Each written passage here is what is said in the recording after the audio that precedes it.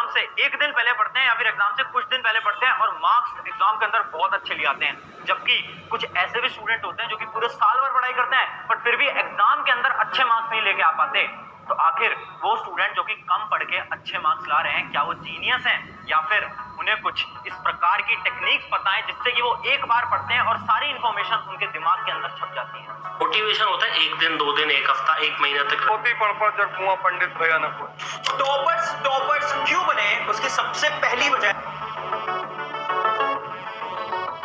सो hi everyone, मेरा नाम है Prashant, mentor of thousands of students. देखो, जैसे एग्जाम पास आते हैं ना, सबसे बड़ी प्रॉब्लम आती है कि भैया मेमोरी पावर नहीं है, क्योंकि इतने सारे सब्जेक्ट्स हैं याद करने के लिए, कैसे याद कर पाएंगे। हम पढ़ते तो हैं बट हम भूल जाते हैं। अच्छा, एक एग्जांपल से समझाता हूँ। तुम्हारी क्लास के अंदर कुछ ऐसे स्टूडेंट होंगे या फिर शायद वो स्टूडेंट तुम ही हो सकते हो जो कि एग्जाम से एक रात पहले पढ़ रहे हैं या फिर एग्जाम से कुछ दिन पहले पढ़ रहे हैं और अचानक से इनके जब मार्क्स आते हैं ना तो इनके मार्क्स बहुत अच्छे आ जाते हैं। पता चल रहा है यार ये स्टूडेंट तो एक रात पहले पढ़ रहा था, इसके मार्क्स आ गए 95%। आखिर वो कैसे करते हैं? तो पिछले 4 साल से हजारों बच्चों को गाइड और मेंटोर कर रहा हूँ। वो जो जीनियस बच्चे होते हैं ना, जो कि एक रात पहले पढ़ते हैं, वो बचपन से कुछ इस प्रकार की टेक्निक्स को फॉलो करते आ रहे हैं जिससे कि वो जो पढ़ते हैं ना उन्हें वो एक बार में याद हो जाता है। उन्हें रिवाइज रिकॉल करने की जरूरत नहीं पड़ती। वो ऐसा नहीं है कि वो बहुत ज्यादा बड़े कोई जीनियस है, नहीं, उन्हें कुछ टेक्निक्स पता है। वही टेक्निक्स मैं आज तुम्हें बताने वाला हूँ। सबसे पहले बात कर लेते हैं प्रॉब्लम्स की। जैसे जैसे एग्जाम पास आते हैं 3 सबसे बड़ी प्रॉब्लम आती है। एक तो याद नहीं रहता, भैया मेमोरी पावर नहीं है, पढ़ते हैं याद नहीं रहता। दूसरी चीज, बार बार रिवीजन करना पड़ता है। अगर याद रखना है तो बहुत बार रिवीजन करना पड़ता है, हर एक चीज को बार बार पढ़ना पड़ता है। बट भैया रिवीजन कर भी ले, बट तीसरी प्रॉब्लम तो सुनो, तीसरी प्रॉब्लम है टाइम बहुत कम है। टाइम इतना कम है, 1-2 महीने के अंदर एग्जाम शुरू होने वाले, 15 दिन में एग्जाम शुरू होने वाले। अब कैसे हम चीजों को याद कर पाएंगे? तो देखो, टेंशन की बात नहीं है। ये जो प्रॉब्लम्स है ना, इन प्रॉब्लम्स के 3 स्टेप सोल्यूशन है। तीनों स्टेप्स को अगर आप फॉलो करोगे, हर रोज कुछ दिन तक फॉलो कर लो, जब तक तुम्हारे एग्जाम आने वाले हैं। अगर आपने फॉलो करा, आपकी मेमोरी पावर इंक्रीज हो जाएगी। उसके साथ साथ वो जो आपकी प्रॉब्लम है ना, आप याद नहीं कर पाते, वो प्रॉब्लम एकदम खत्म हो जाएगी। तो सबसे पहले बात करते हैं हमारे स्टेप नंबर 1। स्टेप नंबर 1 है ट्रेन योर ब्रेन। बहुत ध्यान से समझना। एक स्टोरी या फिर आपसे एक सवाल करके इस चीज को मैं समझाता हूँ। देखो, क्या आपने ये चीज नोटिस करी है? कुछ इस प्रकार के सब्जेक्ट होते हैं जो कि आप एक बार पढ़ते हो और आपको याद हो जाता है। आपके फेवरेट सब्जेक्ट याद करो। जब आप साइंस पढ़ रहे थे, अगर आपका साइंस फेवरेट सब्जेक्ट है तो आपने एक बार पढ़ा था और आपको याद हो गया था। जबकि कुछ इस प्रकार के सब्जेक्ट होते हैं जिनको आप पूरी पूरी रात भर के भी याद करोगे ना तो भी आपको याद नहीं हो पाते, जो कि आपके बेकार सब्जेक्ट होते हैं, जो कि आपको बिल्कुल भी पसंद नहीं होते। होता है ना ऐसा? तो क्या प्रॉब्लम आपकी मेमोरी पावर में या फिर प्रॉब्लम आपके ब्रेन के अंदर है? प्रॉब्लम मेमोरी में नहीं है, प्रॉब्लम आपके माइंड, आपके ब्रेन के अंदर है। जो माइंड है ना, ये आपको बेवकूफ बनाता है। इसके ऊपर ना एक स्टडी कंडक्ट की गई थी और उस स्टडी से ये पता चला कि मेमोरी पावर डिपेंड करती है सब्जेक्ट के इंटरेस्ट के ऊपर। आसान भाषा में समझाता हूँ, ध्यान से समझना।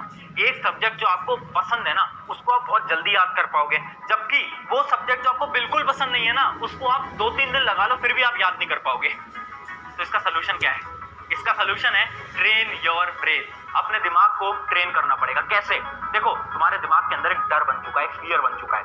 तुम्हें अभी क्या लगता है ना कि ये जो सब्जेक्ट है ना, ये तो कभी मैं पढ़ ही नहीं पाऊंगा, ये तो कभी मैं पढ़ ही नहीं पाऊंगी। ये ऐसा सब्जेक्ट है जिसके अंदर मैं मार्क्स कभी स्कोर ही नहीं कर पाऊंगा या कर पाऊंगी।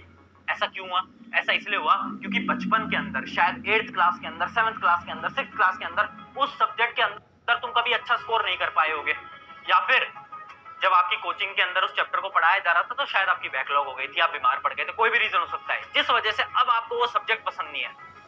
अब आपको क्या करना है? अपने ब्रेन को हर रोज बोलना है, मतलब सुबह उठोगे हर रोज खुद से बोलोगे कि this exam will be best exam of my life. या फिर अगर कोई सब्जेक्ट आपको, जिस सब्जेक्ट से डर लगता है, उसके बारे में बोलो, इस सब्जेक्ट को मैं पढ़ूंगा और इसके अंदर मैं सबसे अच्छे मार्क्स लेकर आऊंगा या लेकर आऊंगी। ये होता है ट्रेन योर ब्रेन। हर रोज सुबह उठकर बोलना है this exam will be best exam of my life, या फिर लिखो this exam will be best exam of my life. अभी आपको सुनकर ऐसा लग रहा होगा क्या ये बच्चों वाली बात कर रहे हैं यार यूट्यूब के ऊपर आकर। ये बच्चों वाली बात नहीं है। इसके ऊपर हजारों साइंटिफिक स्टडीज की गई हैं। न्यूरो साइंटिस्ट तक ने बताया है कि ये जो टेक्निक है ये हेल्पफुल होती है। गूगल पर जाकर सर्च कर लेना, कई आपको रिसर्चेस मिल जाएंगी इसके ऊपर। हर रोज अगर आप सुबह बोलोगे, आपके दिमाग से अंदर फियर जो है, जो डर है, वो निकलेगा और आप अपने एग्जाम को क्रैक कर पाओगे। ये अपना स्टेप नंबर 1। सबसे पहले हम हमारे ब्रेन को मजबूत बना रहे हैं। स्टेप नंबर 2 क्या है? Learning methods. और समय आ चुका है लर्निंग मेथड्स को बदलने का। अभी तक कैसे पढ़ रहे थे? किताब खोली, भैया रटना शुरू कर दिया। अच्छा ठीक है भैया, नेशनलिज्म इन यूरोप ये होता है, फिजिक्स की ये वाली रिएक्शन ऐसे करते हैं, भैया केमिस्ट्री की ये वाली कॉन्सेप्ट ऐसे करते हैं। रटे जा रहे हैं, सबसे बेकार मेथड। 3 तरीके बताऊंगा पढ़ने का, रिवाइज करने का। उससे पढ़ोगे नंबर नहीं कटेंगे, एक बार के अंदर आपकी मेमोरी के अंदर सारी चीजें स्टोर हो जाएंगी। ध्यान से समझना। पहली चीज है विजुअलाइजेशन। एक एक्टिविटी कराता हूं जो कि मैं अपने सारे सेमिनार्स के अंदर कराता हूं। एक्टिविटी क्या है, ध्यान से देखना। देखो, अपने राइट हैंड को ऊपर करो, जल्दी फोन रख दो और अपने राइट हैंड को ऊपर करो और अपने राइट हैंड के फिंगर को अपनी चिन पे टच करो, अपनी चिन पे टच करो, मुझे देखो जल्दी। 1 2 3 4 5 डन। अब देखो 90% लोगों ने अपने हाथ को यहाँ टच करा था, जबकि आपकी चिन यहाँ पर होती है। अगर आपने भी अपने हाथ को यहाँ पर टच करा था तो कमेंट के अंदर अभी यस लिख देना जल्दी से, फटाफट। और अगर आपने यहाँ टच करा था तो कमेंट में नो लिख देना। तो सबसे पहले तो अभी कमेंट कर दो। अब ये हुआ क्यों? मैंने तो आपको बोला कि चिन पे टच करो, बट आपने टच यहीं पर ही करा। पता है क्यों? क्योंकि ऐसे ही आपका दिमाग काम करता है। मैं जो बोल रहा हूँ आपके दिमाग के अंदर वो नहीं जा रहा, मैं जो आपको करके दिखा रहा हूँ, मैं जो ऐसे टच करके दिखा रहा हूँ ना, आपके दिमाग के अंदर वो जा रहा है कि अच्छा ठीक है। और यही चीज प्रूव करती है कि जो हमारी ब्रेन है ना, वो विजुअल मेमोरी के ऊपर काम करती है, विजुअलाइजेशन पे काम करती है।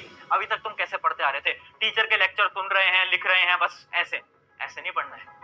विजुअलाइजेशन करना है, चीजों के बारे में इमेजिन करना है। अच्छा, फिजिक्स का एक न्यूमेरिकल है, अच्छा एक बॉल रोल करके नीचे आ रही है, फ्रिक्शन लग रहा है, ये हो रहा है, इमेजिन करो। ये अभी तुम्हें बातें सुन के अजीब से लग रही होंगी, बट ये रियलिटी है। जितने भी टॉपर्स होते हैं ना किसी भी कॉम्पिटिटिव एग्जाम के, वो इमेजिन करके पढ़ते थे। ये बहुत बड़ी रियलिटी है। किसी से भी बात कर लेना, शायद वो तुम्हें सच्चाई नहीं बताएंगे, बट ये सबसे बड़ी सच्चाई है। वो जो बच्चे हैं ना जो एक रात पहले टॉप कर जाते हैं, वो बचपन से विजुअलाइजेशन करते आ रहे हैं, इस वजह से वो टॉप कर रहे हैं। ये सबसे बड़ी रियलिटी है। तो याद रखेंगे क्या? विजुअलाइजेशन। हमें चीजों को इमेजिन करना है। हिस्ट्री जैसे सब्जेक्ट, थ्योरी जैसे सब्जेक्ट में क्या करना है? हमें स्टोरी बनानी है कि ठीक है यार, ब्रिटिशर्स आए थे, ब्रिटिशर्स यहाँ आए थे, इसके बाद ये हुआ था, फिर ये हुआ था, फिर ये हुआ था। स्टोरी बनाओ। जितनी ज्यादा स्टोरी बना सकते हो, जितने ज्यादा विजुअलाइजेशन कर सकते हो। केमिस्ट्री के अंदर केमिकल रिएक्शंस का विजुअलाइजेशन करो, जितना कर पाओगे उतना ज्यादा आपके लॉन्ग टर्म मेमोरी के अंदर स्टोर होता जाएगा। ये था हमारा पहली टेक्निक। दूसरी टेक्निक क्या है? Use your senses. एक एग्जांपल से बताता हूँ।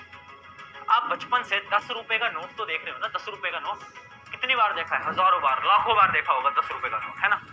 अगर मैं अभी बोलूं 10 रुपए का नोट नोटबुक के ऊपर ड्रॉ करके बता दो, तुम में से 1% लोग भी ड्रॉ नहीं कर पाएंगे, मैं भी ड्रॉ नहीं कर पाऊंगा। जबकि उस नोट को तो बचपन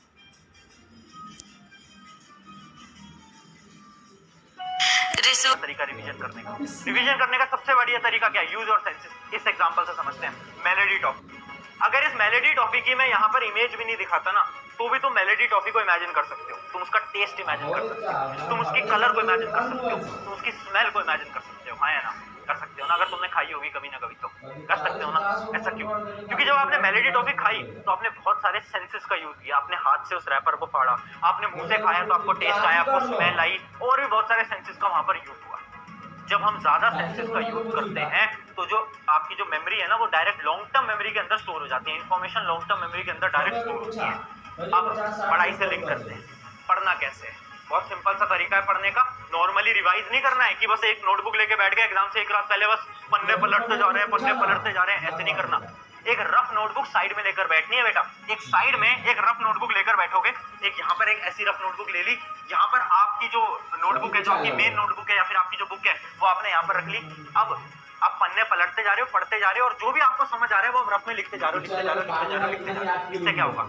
आपके हाथ भी चलते रहेंगे। अब आप आंखों से देख रहे हो, दिमाग का यूज ले रहे हो, और आपके हाथ भी चल रहे हैं। ज्यादा सेंसेस का यूज हो रहा है, तो जो आपकी जो इन्फॉर्मेशन है वो डायरेक्टली लॉन्ग टर्म मेमोरी के अंदर स्टोर हो जाएगी एक बार के अंदर। ट्राई करना। मैं जब अपनी जेईई की प्रिपरेशन करता था उस समय पर मैं यूज करता था।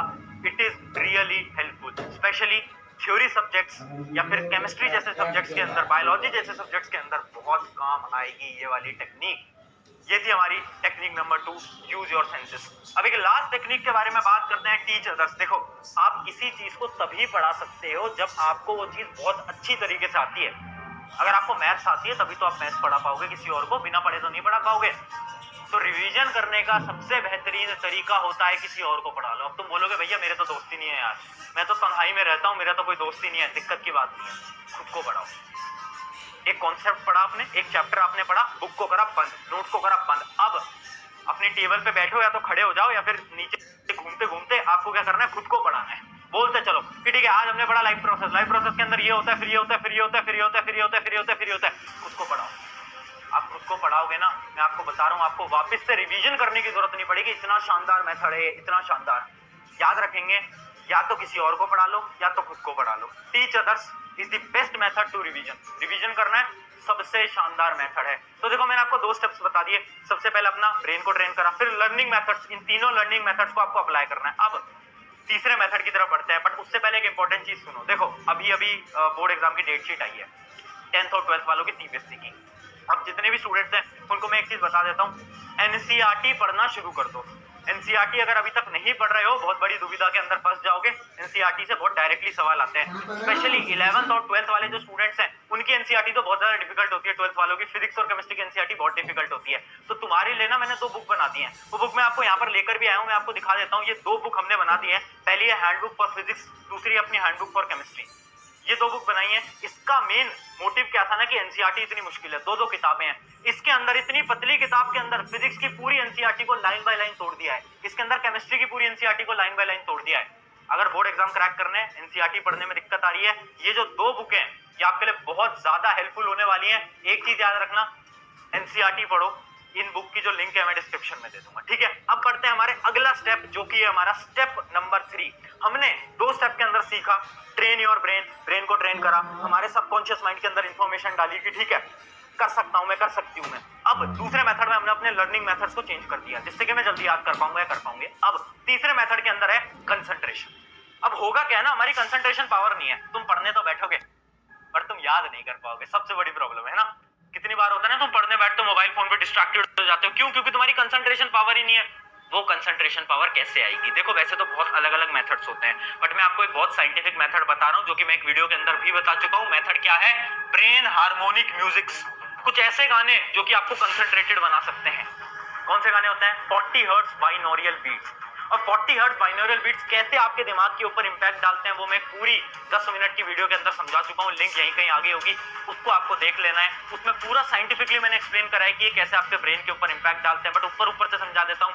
ये जो म्यूजिक होता है ये आपकी ब्रेन वेव्स को जनरेट करता है, जिससे कि जो आपकी कंसंट्रेशन पावर है, जो आपकी मेमोरी